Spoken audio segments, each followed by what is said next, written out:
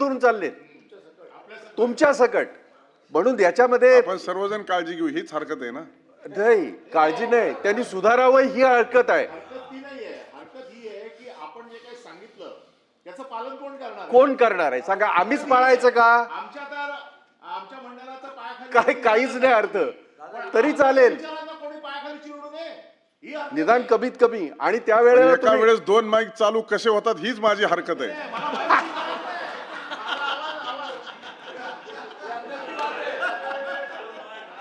एका वेळेस 2 माईक. आता सरकार जरी तुमचं असलं तरी माईक चालवणारे आमचे आहेत. माझी आपल्याला विनंती आहे की हे थोडंसं गंभीर घेणं गरजेचं आहे. आपण या स्थानावरून आपण आदेशित केलं होतं की उत्तर व्यवस्थित येऊ द्या, म्हणजे आम्हाला पॉइंटेड प्रश्न विचारायला सोपं जाईल ना. आपण पसारा करून ठेवता आणि मग त्या पसाऱ्याचा अर्थ जो प्रश्न उपस्थित केला तर निश्चित त्याच्यामध्ये तथ्य आहे आणि त्या अनुषंगाने प्रश्नाचे उत्तर येत असताना याची दखल घ्यावी, अचूक उत्तर यावं. सुधाकर आडबळे. 9338 ती महोदय वितरित केल्याप्रमाणे राज्यामध्ये CBSE बोर्डाच्या ज्या शाळा सुरू आहेत त्या शाळांमध्ये शासनाने जे पुस्तकं बालभारतीची पुस्तकं वापरण्याच्या संदर्भात बंधनकारक शासन निर्णय निर्गमित केलेले आहे, परंतु कुठल्याही CBSE शाळांमध्ये या ठिकाणी शासनानं जो सिलेबस दिलेला आहे की बालभारतीची पुस्तकं वापरण्याच्या संदर्भामध्ये शासन निर्णय निर्गमित केलेला आहे त्याचं तंतोतंत पालन होत नाही. खऱ्या अर्थानं या ठिकाणी विद्यार्थ्यांची लूट होत आहे, पालकांची लूट होत आहे. इतर प्रकाशनाची पुस्तकं त्या ठिकाणी घेण्यासाठी त्या पालकांना बंधनकारक केल्या जात आहेत. हे कुठंतरी थांबलं पाहिजे, हा माझा स्पेसिफिक प्रश्न आहे. मंत्री महोदय. सन्मान्य सुधाकररावजी अडबैले यांनी प्रश्न तसा पाहिला तर वेगळा उपस्थित केला की बाबा त्या खाजगी शाळांमधून जे दुकानं विक्रेते यांच्यासोबत संगनमत करून शाळा दुसऱ्या ठिकाणी किंवा स्पेसिफिक दुकानांचं नाव सांगतात की ह्या दुकानातून घ्या. तर याच्याबद्दल आपण वारंवार शासन निर्णय देखील काढलेले आहे.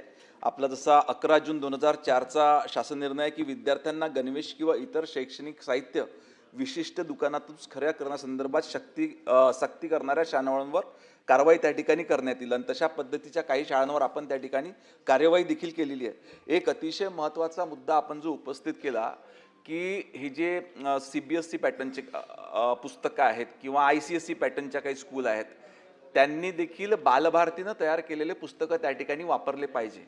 तर आतापर्यंत आपला असा प्रघात आहे की साधारणतः राज्य सरकारच्या म्हणजे आपल्या स्टेट बोर्डाच्या ज्या स्कूल आहेत त्याच्याकरताचं पुस्तकं मटेरियल आपण त्या ठिकाणी तयार करतो. SCRT सिलेबस तयार करते आणि बालभारती ते पुस्तकं तयार करतात. परंतु ही आपली सूचना त्या ठिकाणी चांगली आलेली आहे. लवकरच आपण एक समिती गठीत करून या ठिकाणी CBSEच्या शाळा देखील आणि इतर बोर्डाच्या शाळा देखील बालभारतीच्या मार्फत जेणेकरून त्या ठिकाणी पालकांची फसवणूक होणार नाही. चित्राताई वाघ. सभापती महोदय, मी उत्तर वाचलेलं आहे पण मला फक्त 2 स्पेसिफिक प्रश्न विचारायचे आहेत. आपण कायदे करतोय, आपण नॉर्म्स करतोय, पण ज्या शाळा हे पाळत नाहीत, आजही पालकांची अडवणूक होते, त्या शाळांवरती तुम्ही कारवाई करणार, त्यांना टाळं ठोकणार? हा माझा पहिला प्रश्न आहे.